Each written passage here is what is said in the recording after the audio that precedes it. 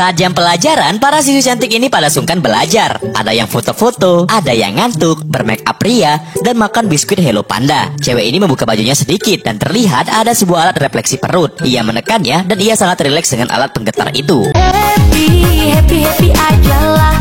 Nih, cewek yang ngantuk di pinggir jendela melihat sebuah bis berada di lapangan. Bis itu berisi para anggota marching band yang akan pergi ke pertandingan baseball antar sekolah. Ia iri karena marching band bisa selalu berpergian dan tidak belajar di kelas. Tak lama kemudian, ia bersin. Guru dan para siswi melihatnya. Ia jadi canggung. Lalu di lapangan terlihat ada sebuah mobil catering datang. Kurir ini bertanya apakah rombongan marching band sudah berangkat. Cewek ini berkata iya, mereka sudah berangkat. Kurir sangat pingsal karena telat mengantar makanan karena ia harus mengantar makanan lain juga. Lalu cewek ini mempunyai ide. Ia izin kepada guru untuk mengantarkan makanan tersebut. Akhirnya, seluruh siswi naik kereta untuk mengantar makanan. Mereka sangat kegirangan karena bisa berpergian dan tidak belajar di kelas. Terlihat bekal yang akan diantarkan sangat banyak. Cewek ini iseng melihat isi bekal tersebut. Ia sangat terpukau melihat isi bekal yang sangat lezat dan mewah. Lalu cewek ini mengambil sedikit lauk dari bekal itu. Ia berkata cuma nyicip dikit aja. Cewek ini pun ikut-ikutan menyicip makanan tersebut. Tak lama kemudian, siswi lain juga ikut menyicip makanan itu. Singkat waktu, kereta sampai di stasiun. Terlihat para siswi tertidur pulas. Salah satu siswi ini berkata apakah seharusnya mereka stop di sini. Siswi ini jadi cemas dan buru-buru keluar dari kereta. Namun naasnya pintu kereta sudah terkunci. Di sisi lain, para tim marching band kelaparan. Mereka mengeluh karena makanan tidak sampai-sampai. Lalu kereta berhenti di stasiun Tanjung Karang. Mereka pun jadi nyasar. Akhirnya, mereka harus berjalan kaki menuju lokasi perlombaan. Tak lama kemudian sebuah kereta hampir menabrak mereka. Tapi mereka berhasil menghindar. Alhamdulillah. Namun mereka terjatuh di sawah dan baju mereka jadi penuh lumpur. Terlihat bekal makanan terjatuh dan cewek ini memungutnya kembali. Cantik-cantik jorok kayu ini.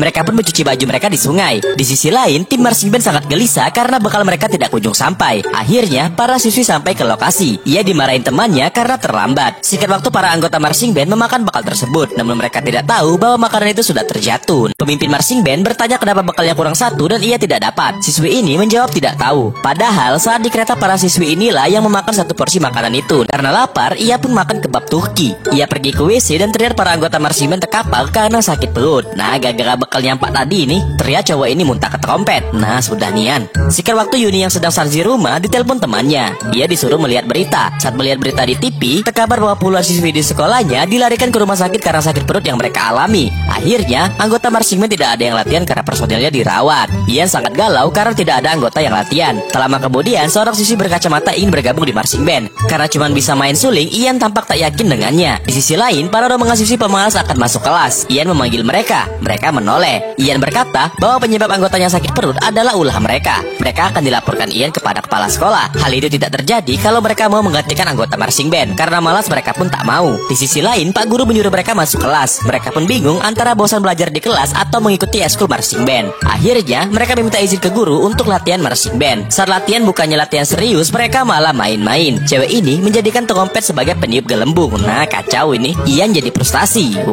Para cewek cantik ini mencoba menghisap botol kosong. Mereka kesulitan. Lalu cewek berkacamata ini berhasil menghisapnya sampai kempot. Temannya sangat terkejut. Lalu mereka meniup tisu di kaca sekuat mungkin agar tisu itu tidak terjatuh. Beberapa detik kemudian tisu mereka terjatuh. Lalu kedua cewek ini bersaing meniup tisu tersebut. Cewek ini mengas dan tisunya terjatuh. Temannya kegirangan karena ia yang terakhir menjatuhkan tisunya. Ternyata cewek kacamata ini yang jadi pemenang. Ia yang paling lama meniup tisu tersebut.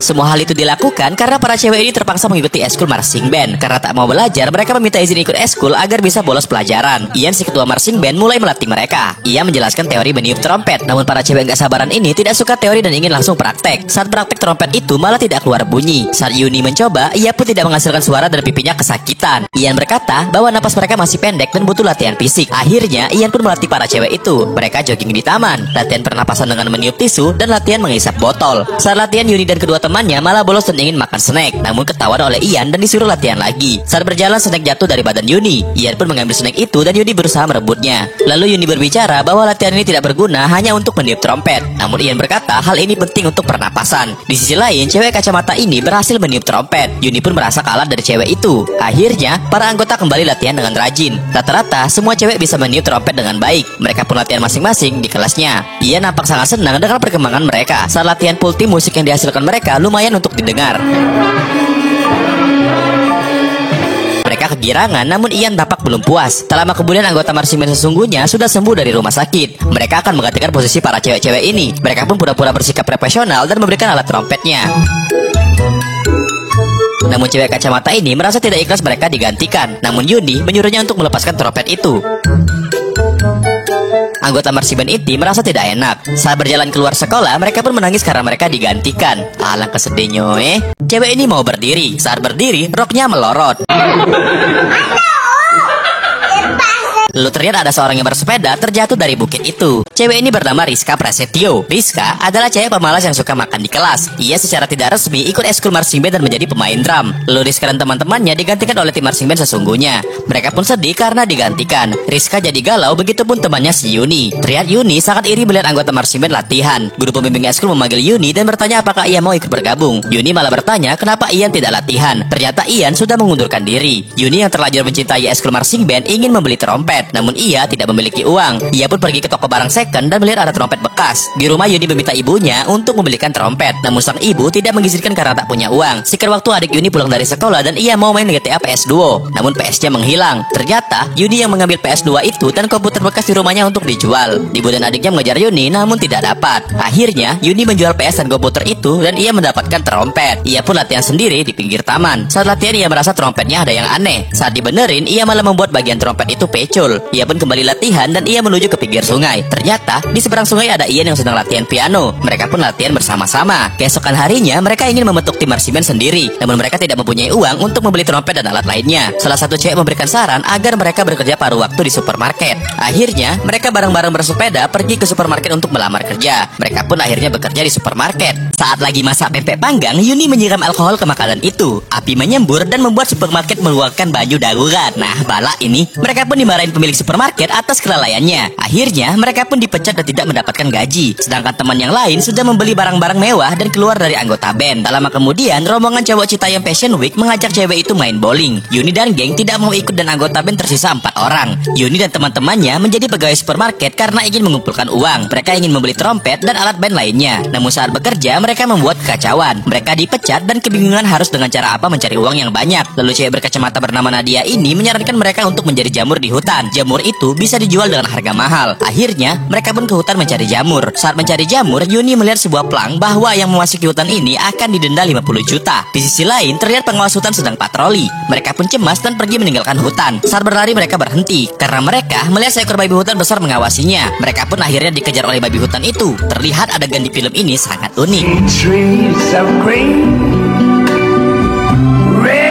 Terlihat Rizka menaiki pohon. Babi mengincar Rizka. Tak lama kemudian Rizka terjatuh dan pantatnya Rizka mematahkan tulang jidat babi itu. Lalu polisi hutan mendatangi mereka. Ian meminta maaf karena melanggar peraturan masuk hutan. Ternyata mereka tidak mempermasalahkan hal itu. Mereka malah diberi penghargaan karena telah memusnahkan babi hutan yang meresahkan warga. Sontak mereka tidak menyangka dan sangat senang mendapatkan uang penghargaan atas ketidaksengajaan mereka. Bolehlah beruntung dan hidup kamu Saat lagi latihan band, gadis-gadis ini dilempar oleh anak kecil dan dimarahin emak-emak. Emak itu berkata bahwa mereka mengganggu ketenangan warga sekitar. Namun mereka tidak menyerah. Di tempat karaoke pemilik tempat ini memarahi mereka karena latihan di ruangan karaoke. Yuni berkata bahwa mereka mempunyai hak latihan karena membayar ruangan itu. Namun pemilik berkata bahwa musik yang mereka hasilkan membuat pengunjung lain ringam. Tak lama kemudian bapak botak ini memberi tawaran agar mereka bisa tampil di tokonya. Mereka pun akhirnya ke toko bapak itu dan tampil di depan banyak orang. Saat asik ngeband, kacamata Nadia terlepas dan membuat trompetnya mengenai Yuni. Yuni marah-marah. Dewi lagi main trompet, kertasnya malah terbang. Rizka yang lagi main drum, simbalnya pecul. Penonton tak nyaman dan pergi meninggalkan mereka. Lalu bapak pemilik toko pun menyuruh mereka berhenti bermain. Akhirnya mereka menyusun alat bandnya dengan rasa kecewa. Yuni mencari keberadaan Nadia. Ternyata Nadia sedang ngobrol dengan orang asing di pinggir sawah. Nadia pun mendatangi teman-temannya. Mereka bertanya itu siapa. Karena Nadia tidak pakai kacamata, ia tidak bisa mengetahui muka dari pria itu. Namun pria itu menyarankan hal baik kepada band mereka. Ian memanggil bapak itu, namun bapak itu malah berlari terkincit-kincit. Akhirnya mereka pun mengejar bapak misterius itu. Sekitar waktu mereka sampai di rumah bapak itu, mereka diam-diam mengintip rumahnya. Terlihat di rumahnya ada sebuah kaset yang memutar musik jazz. Lalu ada trompet yang sangat cantik. Terlihat bapak itu sedang minum teh pucuk dan berjoget ria dengan trompet. Saat melihat kaca, bapak itu terkejut ada yang ngintip. Ternyata bapak ini adalah guru matematika di kelas mereka. Diam-diam bapak ini menyukai musik jazz. Ia pun memberitahu pengetahuannya tentang musik jazz ke muridnya. Di sisi lain, Yuni iseng mengambil trompet milik pak guru. Lalu sebuah buku musik jazz terjatuh. Bapak itu berkata buku itu sengaja ia beli untuk mengajari muridnya bermain musik jazz. Mereka pun sangat excited akan diajari oleh pak guru. Namun pak guru tampak tak percaya diri. Ia mengambil trompetnya dan mulai bermain. Namun suara yang dihasilkan sangat buruk. Ternyata pak guru ini sudah sekolah khusus musik musik jazz dan selalu salah bermain not. Ia selalu dimarahin guru musiknya. Namun dengan pede, ia mengajarin anak-anak itu dengan mengulang pembicaraan guru musiknya. Para murid sekolah ini suka joget di jalan sembarangan. Mereka disangka gila oleh anak ini. Di terminal mereka pun berjoget, di tempat tenis meja, dan di rumah susun. Stres kamu ini Hal itu mereka lakukan berkat cewek berkacamata bernama Nadia ini. Nadia mendengar jingle lampu merah dan ia berkata ini adalah musik jazz. Ia pun membuat ketukan musik dengan bertepuk tangan. Teman-temannya pun berhasil membangun chemistry ketukan tangan dengan suara jingle lampu merah itu. Setiap kegiatan masyarakat, mereka pun membuat ketukan tangan. Ternyata dengan melakukan itu, mereka dapat menghasilkan musik jazz yang cantik. Mereka dengan pede ngeband dan orang sekitar nyaman mendengarnya.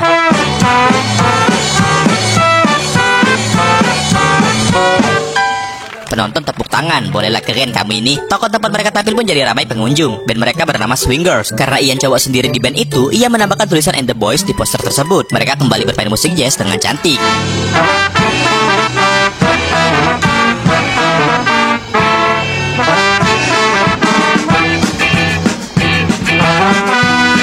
Di sisi lain, teman-teman sekolah mereka melihat penampilan band itu. Mereka sangat terpukau dengan penampilan yang bagus dari band tersebut. Akhirnya, mereka pun pergi ke toko musik untuk membeli trompet. Namun trompet sangatlah mahal. Pemilik itu berkata bahwa mereka bisa menjual tas dan baju mereka untuk membeli trompet. Tak lama kemudian, para rombongan cewek lain pun ikutan join di penampilan band itu. Musik menjadi tambah meriah dan cantik.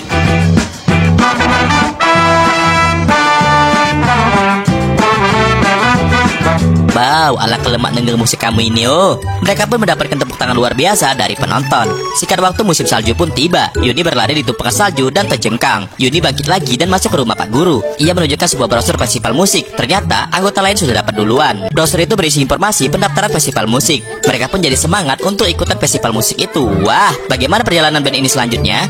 Cewek ini terbujur kaku di tanah. Cowok ini mau melempar bola salju ke cewek itu. Namun cewek ini seperti meminta sesuatu dari cowok itu. Cowok itu pun tidak jadi melempar bola salju dan membantunya untuk berdiri. Namun cewek itu berdiri sendiri dan menendang sebuah pohon. Sontak tumpukan salju dari pohon menghujani cowok itu. Saat musim salju, para anggota band cewek ini membuat video untuk dikirim ke festival musik. Setelah selesai membuat video, Yuni disuruh gurunya untuk mengirim file video mereka di kantor pos. Tak lama kemudian, mereka pun bersenang-senang dengan bermain lempar bola salju. Singkat waktu mereka ingin membuat album foto untuk grup band mereka. Di sisi lain, Yuni menyadari sesuatu bahwa ia lupa mengirim file video rekaman mereka. Ia pun buru-buru mengantarkan file video itu ke kotak pos.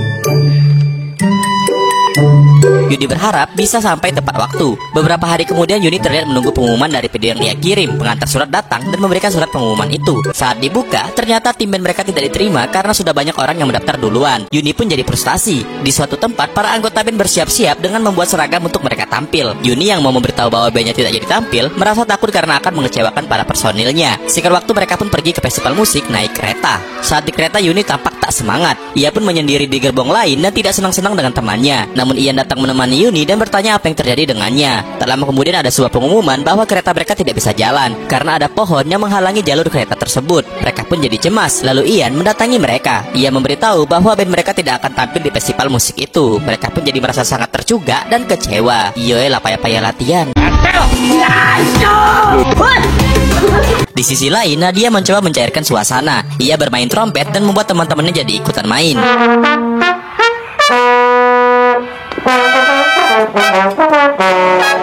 Yuni yang mengakibatkan tim mereka tidak jadi tampil diajak Ian untuk bermain juga. Akhirnya mereka pun bermain trompet di dalam kereta. Pengunjung jadi senang mendengarnya. Alang kelemak nengel musik kamu ini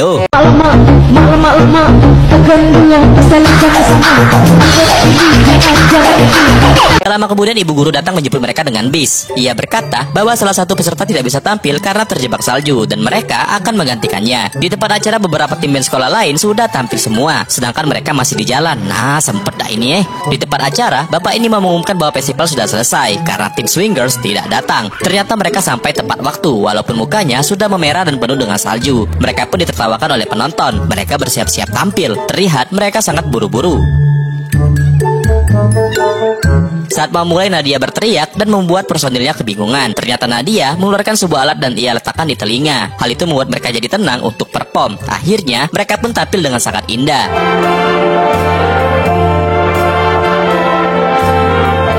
Film pun selesai. Terima kasih ya Lur.